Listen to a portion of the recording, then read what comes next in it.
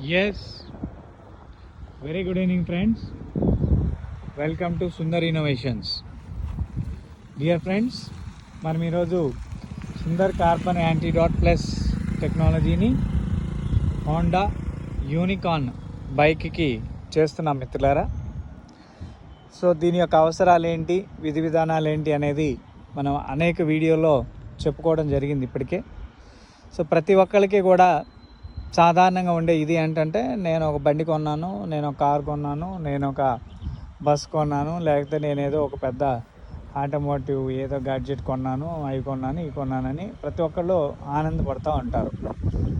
But ఇక్కడ problem ఏంటి అంటే, మీరు ఏం కొన్నా ఎన్ని కొన్నా దానికి క్లారిటీ ఆఫ్ అంటే మెయింటెనెన్స్ ఎలా ఉంది, ఆ వెహికల్ ఎంత కాలంలో తన యొక్క వాల్యూస్ని కోల్పోతుంది, ఆ వెహికల్కి మనం మళ్ళా లైఫ్ని లైఫ్ని ఇవ్వాలి, ఎన్హాన్స్మెంట్ ఇవ్వాలి అంటే ఏం చేయాలి, ఇది ఎంతకాలం పనిచేస్తుంది, అది 15 ఏళ్ళు పనిచేస్తుంది, 15 ఏళ్ళ తర్వాత ఏంటి స్క్రాప్.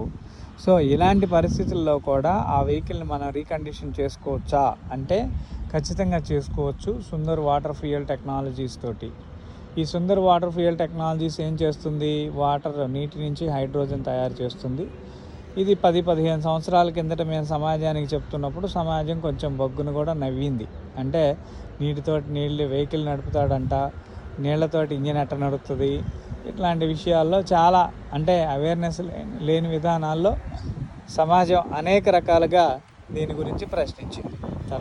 తర్వాత అవేర్నెస్ ఇప్పటికి కానీ పెద్ద కంపెనీస్ మేము కూడా హైడ్రోజన్ తోటి వెహికల్స్ నడుపుతాము అంటే అప్పుడు కొంచెం జనాలకు కూడా స్థిమితంగా నమ్మకం వచ్చింది. అంటే మనిషి తన యొక్క ప్రయత్నాన్ని ఎక్కడి నుంచి ఎక్కడికి తీసుకువెళ్తున్నాడు, ఏం చేస్తున్నాడు అనేది కూడా ఆలోచన లేకుండా, మనం ఎంత నష్టపోతున్నామో కూడా తెలియకుండా ఉంటే మనిషి యొక్క లైఫ్ జర్నీ ఎక్కడికి వెళ్ళి సాటిస్ఫై అవుతుంది అనేది ఈ విషయాన్ని మీకే వదిలేస్తున్నాను మిత్రులారా. ఒకసారి ప్రశ్నించుకోగలరని అంటే అందరికీ వినయంగా మనవి చేస్తూ ఉన్నాను. సో ఈరోజు మనతోటి వెహికల్ ఓనర్ కూడా ఉన్నారు. సో వారు కూడా కొద్దిపాటి హెల్త్ ఆయుర్వేదంలో వాళ్ళ కుటుంబం లైఫ్ సైన్స్ అంటే కొంత వాళ్ళ కుటుంబంలో కూడా సర్వీస్ ఇచ్చారు. సో వారు కూడా కొన్ని రకాల బిజినెస్లు అవి చేస్తూ వారి పాటికి వారు హ్యాపీగా ఉన్నారు. ఒకసారి వారితో కూడా మనం మాట్లాడే ప్రయత్నం చేద్దాం. సార్ చెప్పండి, ఎక్కడి నుంచి వచ్చారు మీరు? విజయవాడ అండి. విజయవాడ. నా పేరు ఆనంద్ అండి. ఆనంద్, ఎలా తెలుసుకున్నారు మా గురించి మీరు? మీ నుంచి కనీసం ఒక 10 సంవత్సరాల ముందు నుంచే నాకు తెలుసండి. అయితే మిమ్మల్ని కలవాలని చెప్పి ఎప్పటి నుంచో అనుకుంటున్నాను. తర్వాత నాకు ఇక్కడ రావడం జరిగింది అనమాట అండి. ఓకే. అయితే మీ ప్రోడక్ట్స్ ఇంచుమించుగా అన్ని రకాలుగా కూడా చూసుకున్నాను నేను. ఓకే. చూసుకుంటే మిగతా వాటితో పోల్చుకుంటే దానికన్నా కూడా ఇది చాలా దగ్గరగా ఉందండి. ఇది ఏంటంటే పనిచేసే విధానం, మీరు ఇచ్చేదాన్ని ఆ ప్రోడక్ట్లో జెన్యూనిటీ బాగా నచ్చిందండి నాకు. మిగతా కూడా చాలా రకాలుగా చూసాం, కానీ ఇందాక మనం మాట్లాడుకున్నప్పుడు చెప్పింది కదండి. అవునండి. అలాగేంటంటే చాలా దగ్గరగా ఉందండి. పర్లేదు, సమాజానికి కూడా తెలియాలి. ఒకసారి మీరు ఆ ప్రోడక్ట్ టెక్నాలజీ గురించి మనం మాట్లాడుకుంటున్నాం, మనం వ్యక్తుల గురించి మాట్లాడుకోవట్లేదు. అవునవును. కాబట్టి మనం టెక్నాలజీ గురించి డిస్కస్ చేయొచ్చు, సామాన్యులకు కూడా తెలియజేయచ్చు. అవునండి. సో ఆ విషయం జనరల్గా అయితే మాది ఆయుర్వేదిక్ బేస్డ్ ఫ్యామిలీ అండి. అయితే ఏంటంటే దీంట్లో వాత పిత్త కఫాలని చెప్పని ఉంటాయండి. అవును. వాటి మీద ఆ పర్సంటేజ్ ఎలాగైతే ఉందో ఆ విధంగా చేసుకుని అప్పుడు డయాగ్నోస్ చేయాల్సిన పరిస్థితి ఏర్పడుతుంది అనమాట అండి. అవును. అయితే మీరు చెప్పిన టెక్నాలజీ ఎట్లా ఉందంటే, దీన్ని సరి చేయడానికి మీరు ఏంటి చెప్పారండి మీరు? ఏంటది? మన జీన్ డిఎన్ఏ, మీరు డిఎన్ఏ సపోర్ట్ డిఎన్ఏకి మీరు మినరల్స్ మేము చేసిన ఇన్వెస్టిగేషన్ డిఎన్ఏతో చేయించేలా చేసి అల్టిమేట్ గా మనకు కావాల్సిన ప్రపోర్షన్స్ ఏ విధంగా ఉండాలో అదే విధంగా వచ్చేటట్టు చేస్తున్నారు. I will be thankful for that. So అంటే పూర్వ వైద్య విధానం ఏంటి అంటే, మనం బయాలజీ మీద డిపెండ్ అయి ఉన్నాము. ఏ మొక్కలు ఏ ఋతువులో ఎలాంటి మెటీరియల్స్ ఎలాంటి మాలిక్యూల్స్ వస్తాయి అనేది పూర్వ వైద్య విధానం ఉంది. అవునండి. ఇప్పుడు ఫర్ ఎగ్జాంపుల్ నా క్వశ్చన్ మార్క్ ఏంటంటే, మనం అడవుల్లో ఉన్నాము, ఒక మంచి భారతదేశం అని చెప్పగలిగే గర్వించగలిగే ఒక భూమి మీద గడ్డ మీద ఉన్నాం. వాతావరణం కూడా ఇప్పుడు మనం ఇలా కాకుండా ఏ ఆస్ట్రేలియాలోనో, ఏ అమెరికాలోనో, ఏ అంటార్టికాలోనో ఏ దారి ఎడారిలోనో లేకపోతే ఏ గుజరాత్లోనో లేకపోతే అంటే ఎడారి ప్రాంతం గురించి చెప్తున్నాను నేను. గుజరాత్ దాటితే మనకంతా ఎడారి. సో అదే విధంగా రాజస్థాన్ దాటితే ఎడారి. అదే విధంగా ఇప్పుడు మనకి యుఏఈ కంట్రీస్ అన్ని ఎడారిలే. ఇప్పుడు అక్కడ ఉన్నాము, మరి అక్కడ నా పరిస్థితి ఏంటి?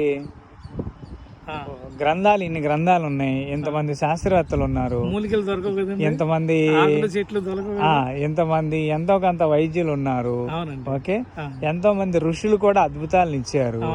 మరి అన్ని ఆ చెట్లు ఉన్న చోటకి వెళ్తేనే నేను బతకగలుగుతా. మరి ఇప్పుడు ఎడారిలో బతికేవాడు, ఒయాసిస్లో బతికేవాడు, మంచు సముద్రాల్లో బతికేవాడు, కొండల మీద బతికేవాడి పరిస్థితి ఏంటి? వాడికి ఏం దొరుకుతాయి? వాళ్ళకి దొరకవు కాబట్టి వాళ్ళందరికీ నీరే. సో అల్టిమేట్ గా వాళ్ళు అక్కడ నుండి ఇన్ని రకాల సంపదని వాళ్ళు సృష్టించడానికి మీరు ప్రథమ కారకులు అవుతున్నారు. కరెక్ట్. సో వాళ్ళ బాధను కూడా మనం అర్థం చేసుకున్నాం. రెండోది ఏంటంటే ఈ ఆయుర్వేద గ్రంథాలు వీటన్నిటిని మనం పర్సీవ్ చేస్తున్నప్పుడు మనకు అర్థమైంది ఏంటి? సమాజంలో ఉన్న నైపుణ్యత ఎప్పుడు ఉంటానే ఉంటుంది. ఇప్పుడు మన జేబులో డబ్బులు ఉన్నాయి, అకౌంట్ లో డబ్బులు ఉన్నాయి, ఓకే, ఉన్నది ఆల్వేస్ గుడ్, ఉంది. లేదు, లేనోడికి ఎలా సృష్టించాలి, ఏం చేయాలి? ఇప్పుడు రోగం అంటే ఏంటి? డెఫిషియన్సీ. డెఫిషియన్సీ చిన్న లోపం. ఆ చిన్న లోపం పర్మనెంట్ గా పెరిగితే డిసీజు. ఆ పర్మనెంట్ గా పెరిగిందాన్ని క్రానిక్ డిసీజు. ఓకే, ఇప్పుడు పెద్దగా డిసీజ్ అనే పేరుని డాక్టర్లు పలకట్లా, డిజార్డర్ అంటున్నారు దాన్ని. ఓకే, సరే, వాళ్ళ వైద్య పరిభాషలోనే మనం మాట్లాడుకుందాం.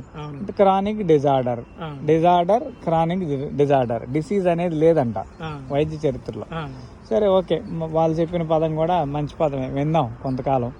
So disorder, chronic disorder. మరి క్రానిక్ డిజార్డర్ ఆర్డర్లోకి తేవాలి కదా. మరి మీరు ఇది తెచ్చే వైద్య పరిభాష ఎక్కడ ఉంది అని క్వశ్చన్ చేస్తే అలోపతిక్ లో లేదండి. ఎస్. సో ఇప్పటికీ అందరికీ తెలియని గొప్ప విషయాలు చాలా మన ఋషులు, మన వేదాంతం, మన తత్వవేత్తలు ఎంతో మంది ఎన్నో చెప్పారు.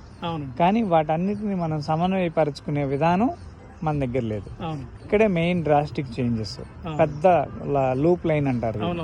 పూర్వం హిమాలయాలకి వెళ్ళి తపస్సు చేసే వాళ్ళకి అంటే వీళ్ళు ఇవన్నీ వదిలేసుకొని వెళ్తారు అక్కడికి. హిమాలయాల మీద ఏముంది? మంచు తప్ప ఏం లేదు.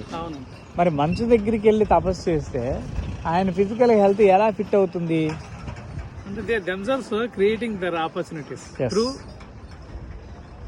వచ్చేపోయే వాళ్ళ దగ్గర నుంచి ఏదో ఒక రకంగా వాళ్ళ అవసరాలను భర్తీ చేసుకుంటూ అక్కడ ఉండి వాళ్ళు అనుకున్న వ్యవస్థని గ్రాస్ చేసుకుంటారు, అన్నీ జరుగుతాయి.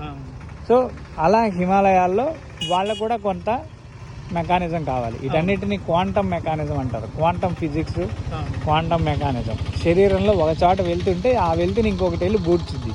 మరి ఇక్కడ వెళ్తే ఏం చేస్తుంది అంటే అది ఇంకొకటి బూడ్చిద్ది. అదేం చేస్తుంది అంటే గాలి నుంచి అది రిసీవ్ చేసుకోండి, నేచర్ నుంచి రిసీవ్ చేసుకోండి.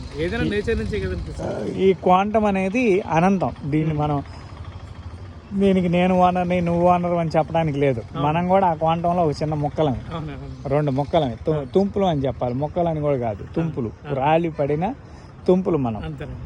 కాబట్టి ఏంటంటే ఈ సిద్ధాంతాలన్నీ కూడా చాలా అనువంశికంగా వైద్య విధానాల్లో చాలా చేశారు వీళ్ళందరూ. అంటే ఇక్కడ దొరికినవి వాటన్నిటిని పట్టుకొని ఏదో రకంగా రసమయనము, లేకపోతే రసవాదము, లేకపోతే ఇంకొక రకమైన అంటే స్క్రాప్, అంటే ఏమంటారు వాటిని, బంగారాన్ని ఇది చేస్తున్నాం కదా, బూడిద చేస్తాం, ఏమంటాం దాన్ని? శుద్ధి చేస్తున్నాం. శుద్ధి ప్యూరిఫై చేసేసి దానికే ఒక పెద్ద పేరు ఉంది, అది టెక్నాలజీ. సరే, వీటన్నిటిని బంగారాన్ని, సిల్వర్ని, ఇంకొక దాన్ని భస్మం. ఓకే, ఈ భస్మాలు అన్ని రకాల భస్మాలు చేస్తున్నాం. భస్మంలో ఏముంది? ధాతుగుణం భస్మంలో ఎక్కడుంది? భస్మం ఒక ధాతువుని ఎలా నిర్జీవం చేస్తుంది, ఒక ధాతువుని ఎలా జీవం చేస్తుంది, ఈ సైన్స్ ఎవరికి తెలియదు ఇప్పటికీ. రెండోది, ఈ భస్మానికన్నా ముందల ఇంకొకటి ఏదన్నా ఉందా? జీరో నుంచి వస్తూ ఉంది. జీరో కన్నా వెనక ఏముంది? డిఎన్ఏ ఉంది. జీరో కన్నా ముందలే ఉంది, డిఎన్ఏ ఉంది. అసలైన దాన్ని వదిలిపెట్టి మనం ఇంకో భస్మాన్ని తీసుకొచ్చి, దీన్ని తీసుకొచ్చి రసధాతువుల్లో రసౌష్ఠవము, శరీరం సరే మనకు బాగా బలంగా తయారవ్వాలంటే కొన్ని మెటీరియల్స్ అవి పెట్టారు, వజ్ర కవచం అంటారు వాటిని.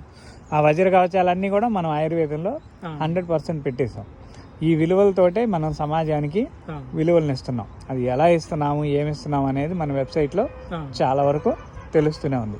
అంటే మనకు కావాల్సింది ఏంటంటే అడ్వాన్స్డ్ సైన్స్ అనేది ఎంత ఎదిగినా మనకు కావాల్సి వచ్చింది. అవునండి. ఆ అడ్వాన్స్డ్ సైన్స్లో ఉండే మోరల్ యాక్టివిటీస్, మోరలిజం మనం ఎందుకు పెంచుకోలేకపోతున్నాం, దాన్ని ఎందుకు చేదిక్కించుకోలేకపోతున్నాం, నెగ్లెక్ట్ చేస్తూనే ఉన్నాం. రెండోది ఆహారం విధానాలు మారిపోయినాయి.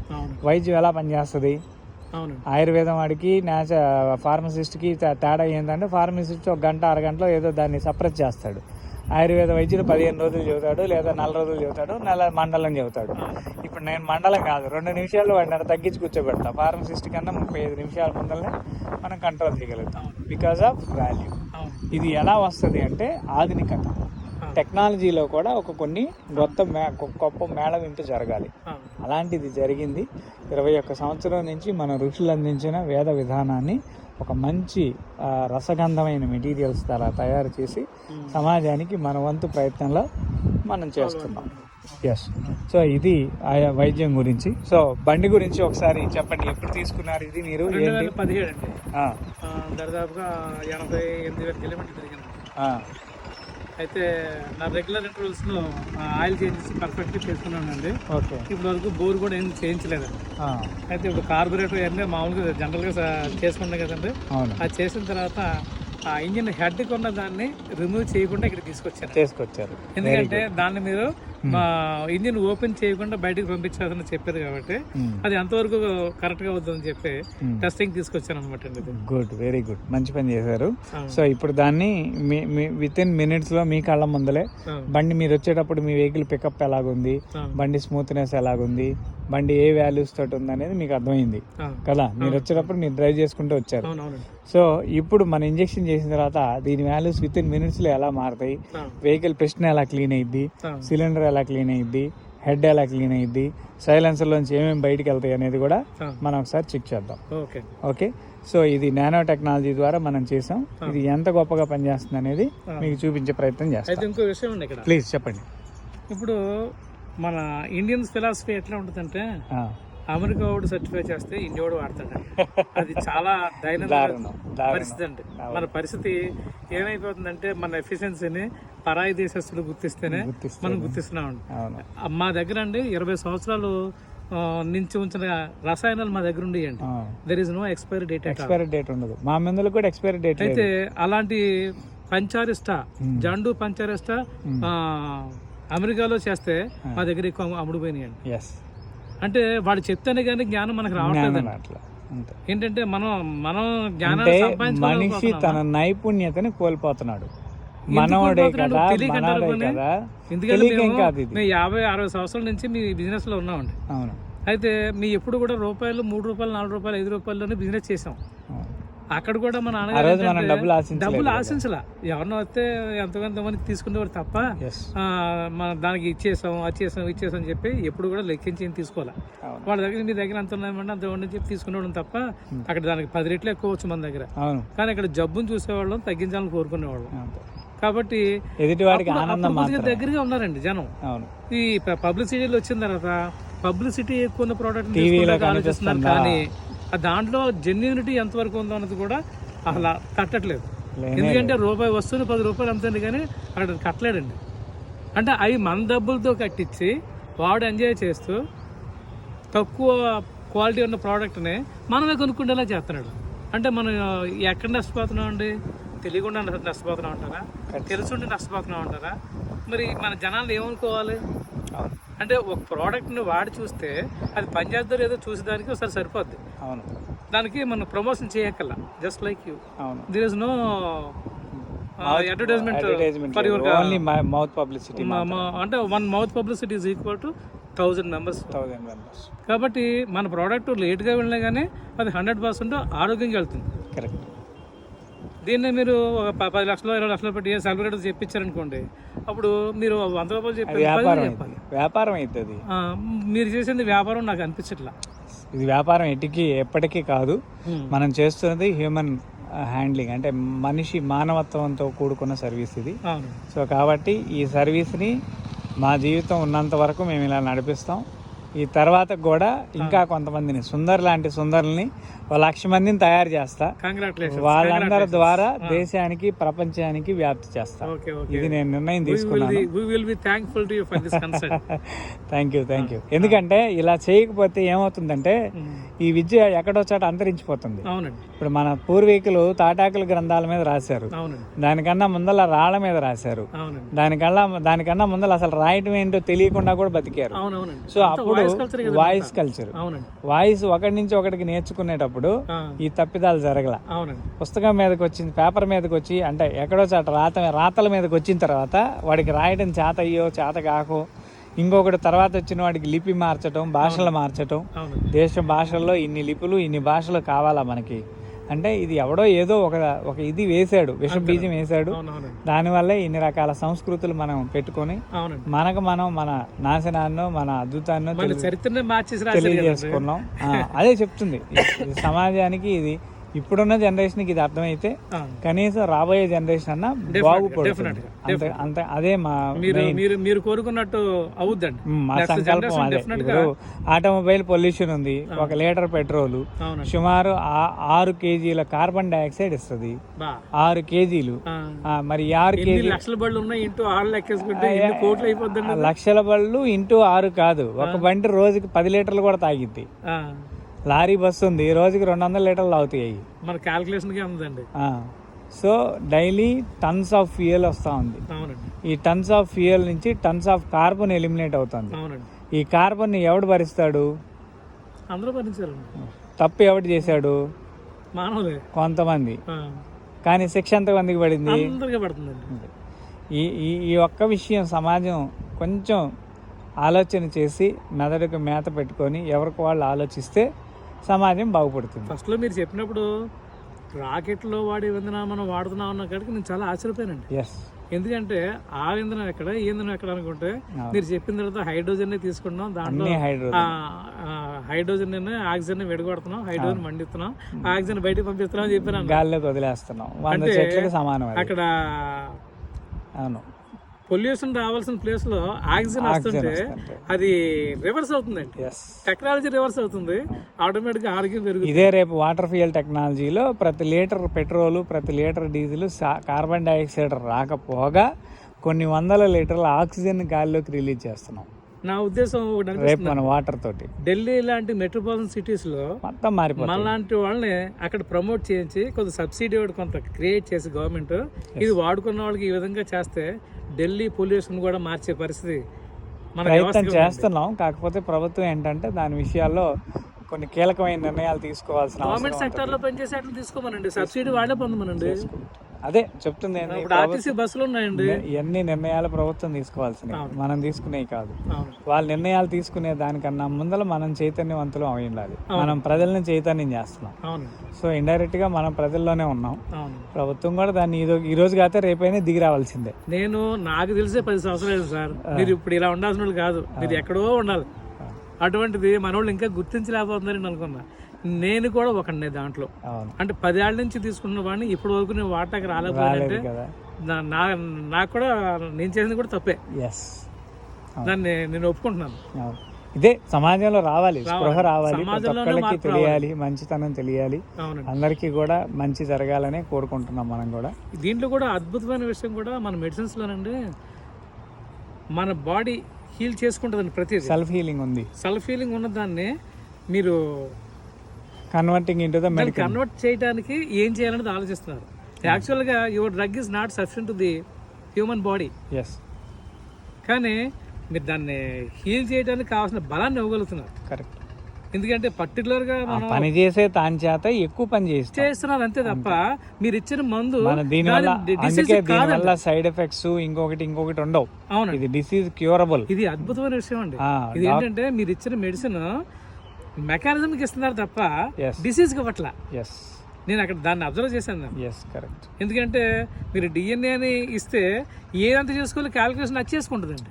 కానీ ఇక్కడ మన పారామీటర్స్ ఇది ఎంత ఉండాలి, ఇది ఎంత ఉండాలి, ఇది ఎంత చూసుకుంటాకి మన క్యాలిక్యులేషన్ సరిపోదు. ఖచ్చితంగా సరిపోదు. కానీ దాంట్లోనే రూట్ కాజ్ థెరపీ అంటారు దీన్ని. ఈ రూట్ కాజ్ థెరపీని మనం పెట్టినప్పుడు విలువలు మారిపోతాయి. అయితే దీంట్లో కూడా బయట మీకు ఎంత కావాలో అంత తీసేసుకునేలాగా ఇస్తున్నారండి. అవును. కానీ ఎంత తీసుకోవాలో అంత తీసుకునేటట్టుగా చేసే నానో టెక్నాలజీ మీరు ప్రొడ్యూస్ చేశారు. ఎక్సలెంట్ అండి. బాడీకి కావాల్సిన వరకే తీసుకుంటుంది. అవునండి. రిమైనింగ్ బాడీ కూడా ఎగ్జాస్ట్ చేసి పక్కన పెట్టేస్తుంది. అవునండి. దాన్ని నానో టెక్నాలజీలో చేశారు మీరు. అవును. సో దానివల్లే అది doctor is not important, but doctor dose is important. That is correct. Immune సిస్టమ్ని ఆటో ఇమ్యూన్ చెయ్యాలి అంటే ఇలాంటి నానో ఫంక్షనాలిటీస్ బాడీలో కొన్ని కోట్లు ఉన్నాయి. ఆ కోట్లన్నిటినీ కూడా మిళితం చేయగలిగే ఇంకొక నానో ఇది. సూపర్ నానో కూడా వెళ్ళాము ఇప్పుడు కొత్తగా. నానో నుంచి ఇంకా సూపర్ నానోకి వెళ్ళాము. ఇంకా దాని నుంచి అమితమైన ఇంకా వాల్యూస్ చేయబోతున్నాం. ఇవన్నీ ప్రజానికానికి త్వరలో అన్నీ తెలుస్తాయి. కాకపోతే మన బాధ ఏంటంటే వీళ్ళందరూ ఇంకా మారటం లేదు, అర్థం చేసుకోలేకపోతున్నారు అని మాత్రమే మన చిన్న సమస్య. ఒక చిన్న ఎగ్జాంపుల్ అండి, ఇప్పుడు ఏ కిడ్నీ డిసీజ్ వచ్చిందని చెప్పని అంటున్నారు కదండి. అవును. ఆ కిడ్నీ డిసీజ్ ఎలా వచ్చింది కనుక్కోవడానికి, ఏ పరిస్థితి ఉంది కనుక్కోవడానికి లక్షలకు వస్తున్నారండి.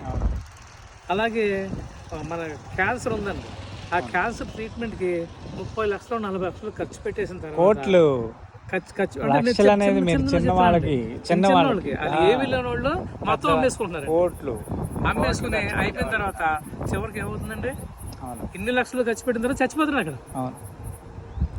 సర్వైవల్ అవట్లా. ఆ విషయం వాడు అడగడు, సరిపోదు. ఖర్చు పెట్టినవాడు కూడా ఆ విషయం అడగలేడు. మరి ఇది ఎంతవరకు కరెక్ట్ అంటారు?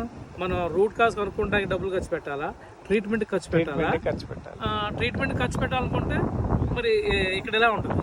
దాంతో పోల్చుకుంటే లక్షల కోట్లు ఏం ఖర్చు పెట్టట్లేదు కదండి. మనం 3 నెలలు 4 నెలలు వాడితే సరిపోయేదానికి కొన్ని సంవత్సరాల పాటు పిండేసి 20 లక్షలు 30 లక్షలు 2 కోట్ల రూపాయలు ఖర్చు పెట్టించేసి మరి జనాలు పోయిన తర్వాత ఇంటికి కాల్ చేస్తుంటే ఇంకా అది ఎంతవరకు తెలుస్తుంది? పోనీ ఒక సెల్ చనిపోకుండా ఇంకో సెల్ బతికించే పరిస్థితి అని ఉందండి. లేదు. మరి అది కూడా పోతున్నప్పుడు మనిషికి క్షీణించిపోతున్నాడు కదా, లైఫే డిజార్డెడ్. మరి జాయిన్ చేసినప్పుడు పరిస్థితి ఎట్లా ఉంది? 5 కీమోలు అయిపోయిన తర్వాత మనిషి పరిస్థితి ఎట్లా ఉందంటే, లావుగా ఉన్నాడు సన్నబడిపోతున్నాడంటే సెల్స్ పోతున్నాయండి ఇక్కడ. మెకానిజం డ్యామేజ్ అయిపోతుంది. మెకానిజం డ్యామేజ్ అయినప్పుడు మంచిది పోతుంది, చెడ్డది పోతుంది. ఇంకా ఉపయోగం ఏంటండి? ఈ విషయాన్ని అర్థం చేసుకోవాలి. ఎవరు అర్థం చేసుకోవాలి? ట్రీట్ చేయించుకునేవాడు అర్థం చేసుకోవాలండి. వీడు అర్థం చేసుకోకపోగా వీడు మళ్ళా రేనిపోయి ఇంకా నమ్మకంలో ఉన్నారు. ఇది రావాలి, మోడరేట్ అవ్వాలి. అంటే వీళ్ళందరూ ఒక స్థాయికి, అంటే అరే ఇది మన అర్థం చేసుకోవడం రియాలిటీ వేరు. అదే మనం చదవడం వేరు, అర్థం చేసుకుని చదవడం వేరండి. అవును. అక్కడ అర్థం చేసుకుంటే మాత్రం పరిస్థితి చక్కబడతాయి. కరెక్ట్. సో ఒకసారి అయిపోయిందంటారా?